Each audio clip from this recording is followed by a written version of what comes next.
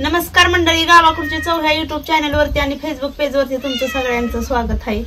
बघा आता उन्हाळा दिवस चालू झालेला आहे आणि उन्हाळा दिवस म्हणलं की आता थंडी संपली, उन्हाळा चालू झाला की मग उन्हाळी कामं चालू होत्यात। कुठं 12 महिन्याचं खारवडं कुरवडं चटण्या। मग आता उन्हाळ्यात म्हणलं की चटण्या म्हटलं की मग वेगवेगळ्या प्रकारच्या होत्यात आपल्या चटण्या। जवसाची उन्हाळ्यात का नाही वेगवेगळ्या चटण्या केल्या जातात। आपल्या घरात सुद्धा का नाही कांदा लसूण मसाला केला जातो, वाळक्या मिरच्याची चटणी केली जाते, बुकना केला जातो। मग का नाही तसंच आहे का नाही व्हायचं, तोंडाची चव वाढवण्यासाठी का नाही आपण आहे का नाही शेंगदाण्याची चटणी बनवायची अगदी साध्या आणि सोप्या पद्धतीने घरगुती सामानामध्ये। तर आहे का नाही शेंगदाण्याची चटणीसाठी बनवण्यासाठी का नाही काय काय सामान लागते ना आपण बघायचंय। ही घरच्या शेंगा घेतलेल्या आहेत मी, ही आपल्याला सोलून घ्यायच्यात आणि आपल्याला का नाही वाळक्या हिरव्या मिरच्या घेतलेल्या आहेत मी लाल, आणि एक कुडी लसणाची सोलून घेतलेली आणि चवीपुरतं मीठ घेतलेले। कधी सुद्धा का नाही तांबड्या तिखटाचीच का नाही शेंगदाण्याची चटणी करायची। का करायची शेंगदाण्याची चटणी तांबड्या तिखटाची की त्याला चांगली चव येते। घरचा कांदा लसूण मसाला वापरायचा नाही, कारण कांदा लसूण मसाल्यात का नाही आपण गरम मसाला वापरत असतो आहे, त्याच्यामुळे आपण नुसती तांबड्या तिखटाचीच का नाही शेंगदाण्याची चटणी बनवायची। तर सगळ्यात अगोदर येत ना हे शेंगा मी सोलून घेते। आता ही घरचं शेंगदाणा असल्यामुळं का नाही ही बिना पॉलिशचं आहे। ही बघा असं शेंगदाणा एकदम टपुरबाज आणि 3 दाण्याचं शेंगदाणा आहे, एकदम मस्त असं बघा। तर आता ही सगळ्या शेंगा का नाही मी सोलून घेते अगोदर।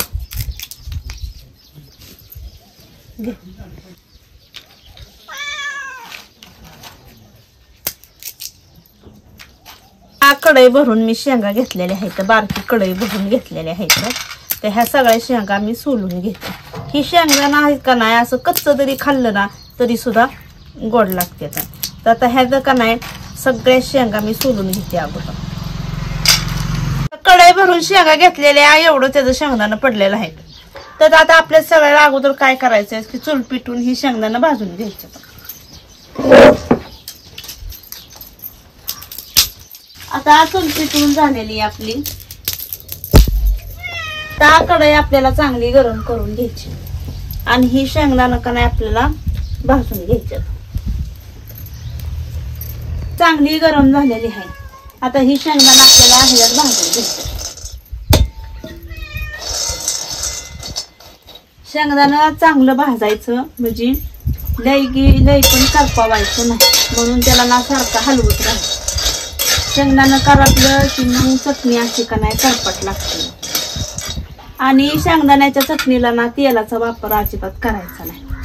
का तेलाचा वापर करायचा नाही तर कारण कमीत कमी आपली ही चटणी का नाही शेंगदाण्याची महिनाभर टिकते, आणि तेलाचा वापर जर केला तर मग त्याचा असा वास येतो चटणीचा। आपण एक 6-7 महिन्याची जर कांदा लसूण मसाला करायचा म्हणतो, अगोदर आपण बुकना करून आणतो या डालकावर, त्यात आपण लय तेल वापरत नाही।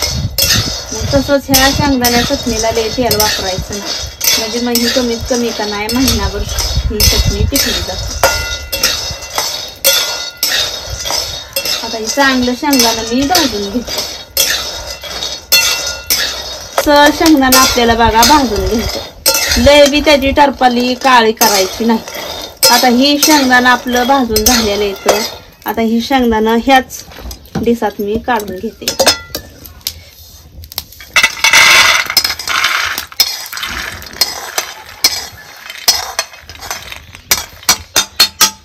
आता ह्याच कढईमध्ये मी ही एक लसणाची कुडी सोललेली आहे, ही थोडीशी आपलं डाग पडोस्तवर भाजून घ्यायचं। लसूण भाजताना सुद्धा तेल वापरायचं नाही। आता हे लसूण सुद्धा मी भाजून घेतलं नाही, कच्चा लसूण टाकला की मग ती लसणाच्या चटणीवानी लसणाचा वास येतो या, म्हणून नाही का नाही थोडस आपल्याला डाग पडोस्तवर ही लसूण भाजून घ्यायचं आहे। आता हे लसूण सुद्धा माझा भाजून झालेला आहे, तर ह्या ताटलात मध्ये मी काढून घेते।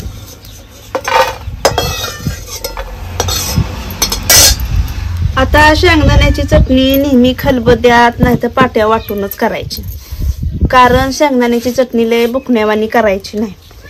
शेंगदाण्याचं टरपाल ना चटणी बनवताना काढायचं नाही, टरपाला सकट शेंगदाणा आपल्याला कुटून घ्यायचं।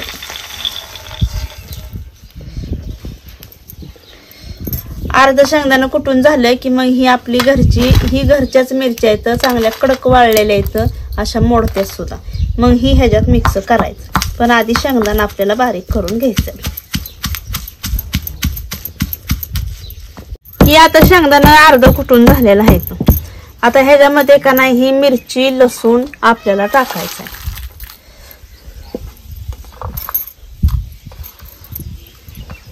आणि चवीपुरतं मीठ टाकायचं. आणि हे सगळ्याचा एक जीव करून आपल्याला ही कुटून घ्यायचे. चांगला आता बघा शेंगदाण्याच्या चटणीचा रंग बदलायला लागलेला आहे. लय बी बारीक कुटून घ्यायची नाही आपल्याला, थोडस शेंगदाणा मोठवट ठेवायचं. आता ही चटणी हा का अशी झालेली आहे. चांगला लाल मिरच्यामुळं का नाही ह्याला रंग आलेला आहे. आता ही आपण एका डिसात काढून घ्यायची.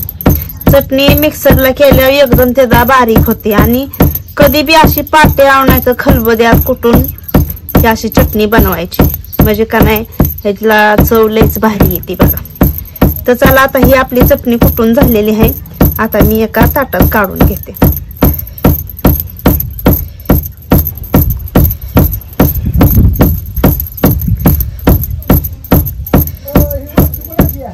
आपली आता ही चटणी तयार झालेली आहे. आता ही काढून घेते ताटात. मस्त अशी आपली शेंगदाण्याची चटणी तयार झालेली आहे.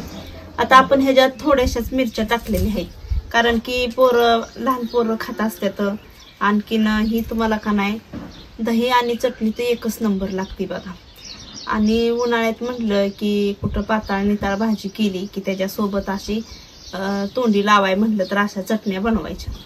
तर ही आमची शेंगदाण्याची अगदी खलबत्त्यात कुटून मी तयार केलेली आहे. मंडळी, आमचा जर आजचा व्हिडिओ जर आवडला असेल तर आमच्या व्हिडिओला लाईक करा, शेअर करा, सबस्क्राईब करा. आणि ही शेंगदाण्याची चटणी कशी काय झाली का नाही ही कमेंट मध्ये कळवायला नक्कीच विसरू नका. चला भेटूया पुढल्या रेसिपी मध्ये एक नवीन पदार्थ घेऊन. तोपर्यंत धन्यवाद.